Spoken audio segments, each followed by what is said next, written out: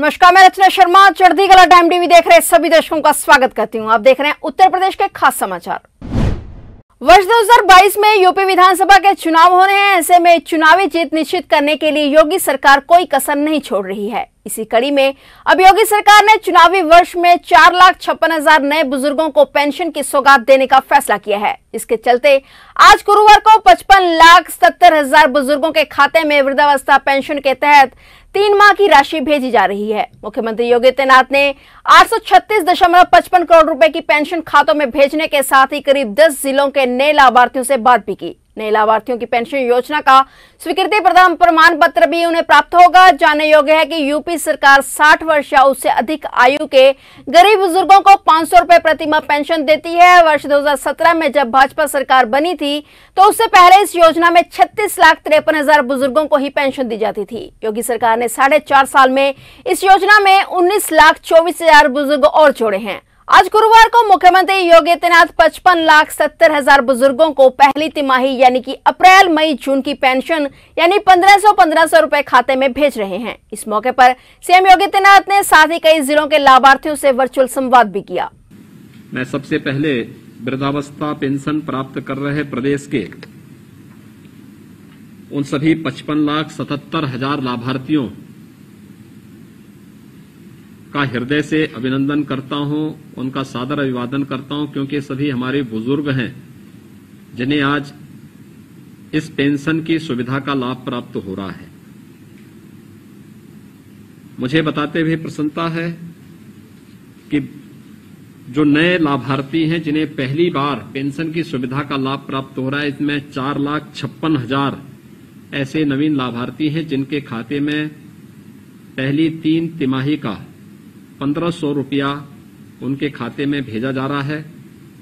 और विगत 4-4.5 वर्ष के दौरान प्रदेश सरकार ने 19,24,000 ऐसे नवीन लाभार्थियों को इस सुविधा का लाभ दिया है जिन्हें इससे पहले पेंशन की सुविधा से आच्छादित नहीं किया गया था। सरकार की कल्याणकारी योजनाओं का लाभ हर एक गरीब को, हर एक किसान को, हर एक वृद्धजन को, हर एक निराश्रित महिला को प्राप्त हो, इस सरकार की मंशा है।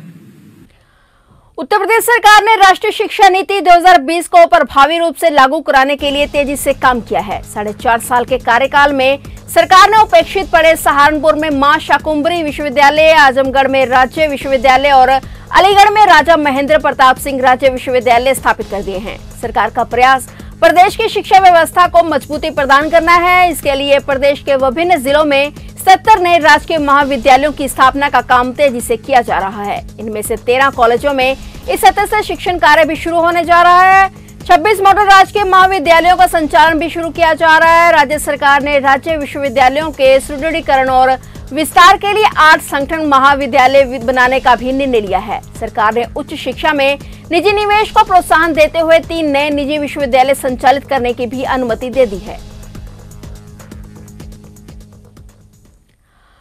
उत्तर प्रदेश में विधानसभा चुनावों की तारीख जैसे जैसे नजदीक आ रही है, सूबे का सियासी पारा भी तेजी से बढ़ रहा है। सत्तारूढ़ बीजेपी के साथ साथ प्रमुख विपक्षी दलों ने अलग अलग यात्राओं व सम्मेलनों के जरिए चुनावी बिगुल भी फूंक दिया है। इसी क्रम में AIMIM चीफ असदुद्दीन ओवैसी एक बार फिर से उत्तर प्रदेश के दौरे पर आ रहे हैं। अन्य दलों की तरह विधानसभा चुनावों से पहले ओवैसी उत्तर प्रदेश में सियासी पकड़ मजबूत बनाने की कोशिशों में जुटे हुए हैं। अन्य पार्टियों की तरह ही ओवैसी के एजेंडे पर अयोध्या ही है। वे अपने 3 दिवसीय दौरे की शुरुआत अयोध्या दौरे से करेंगे। इस बार असदुद्दीन ओवैसी यूपी के 3 दिवसीय दौरे पर रहेंगे, जिसमें वो तमाम कार्यक्रमों में हिस्सा लेंगे। असदुद्दीन ओवैसी के इस दौरे की शुरुआत 7 सितंबर से होगी। 7 सितंबर को वह अयोध्या के रदौली कस्बे में जाएंगे और वहां वंचित शोषित सम्मेलन को संबोधित करेंगे और इसके बाद 8 सितंबर को ओवैसी सुल्तानपुर के कार्यक्रम में हिस्सा लेंगे। अपने दौरे के आखिरी दिन यानी 9 नवंबर को ओवैसी बाराबंकी जाएंगे और दरअसल उत्तर प्रदेश के विधानसभा चुनावों में अब बहुत ज्यादा वक्त नहीं बचा है।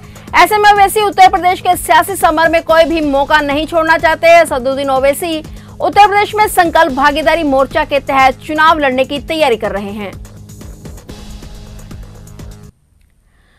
कोविड-19 की वजह से अनाथ हुए बच्चों की मदद के लिए प्रदेश की योगी सरकार कोरोना महामारी व अन्य वजह से निराश्रित महिलाओं को भी सहारा देने की तैयारी में है। इसके लिए सरकार जल्द ही एक नई योजना की घोषणा कर सकती है। इसमें गरीब निराश्रित महिलाओं को स्वरोजगार से जोड़ने के साथ ही उनकी कौशल विकास की ट्रेनिंग देने और विभागीय योजनाओं से लाभान्वित करने समेत अन्य सहूलियत दी जा सकती है। महिला कल्याण विभाग के स्तर पर प्रस्तावित नई योजना का ड्राफ्ट तैयार कर लिया गया है और इसे जल्द ही लागू करने की तैयारी है।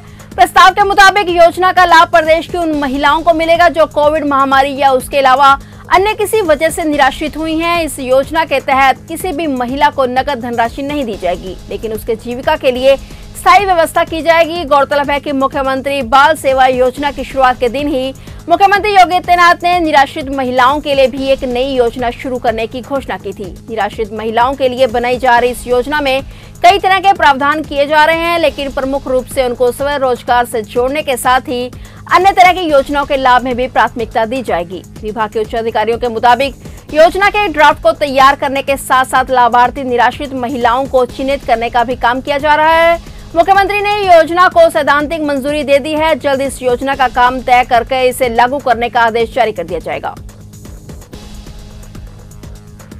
गोरखपुर जिले में बाढ़ का कहर बढ़ता ही जा रहा है। महज 4 दिनों में 50 नए गांव बाढ़ की चपेट में आ गए हैं। इसके बाद जिले में बाढ़ प्रभावित गांवों की संख्या 179 हो गई है। इन गांवों की बाढ़ प्रभावित आबादी की बीमारियों से बचाने के लिए स्वास्थ्य विभाग की टीमें नियमित भ्रमण कर रही हैं। स्वास्थ्य विभाग की 83 टीमें लोगों की सहायता के लिए लगाई गई हैं। प्रत्येक टीम में चिकित्सक समेत 4 स्वास्थ्य कर्मी शामिल हैं। यह टीम राहत शिविरों और बाढ़ चौकियों का दौरा कर रही है। वहीं योगी सरकार के निर्देश पर बाढ़ प्रभावित क्षेत्रों में राहत हेतु लंच पैकेट का वितरण किया जा रहा है। विगत 24 घंटे में 20,804 व अब तक कुल 4,05,904 से अधिक लंच पैकेट वितरित किए जा चुके हैं। प्रदेश में बाढ़ राहत कार्य वृहद स्तर पर जारी है। वर्तमान में 963 व अब तक 5,165 नावें राहत कार्य में लगाई गई हैं। प्रदेश में राप्ती, शारदा व घाघरा नदी में जलस्तर बढ़ने से कुछ जनपदों में बाढ़ की स्थिति है। इस बीच सुखद समाचार ये है कि अधिकांश स्थानों पर जलस्तर में तेजी से कमी आ रही है। फिलहाल उत्तर प्रदेश के खास समाचारों में इतना ही। तब तक के लिए देखते रहिए चढ़ती कला टाइम टीवी और मुझे दीजिए इजाजत। धन्यवाद।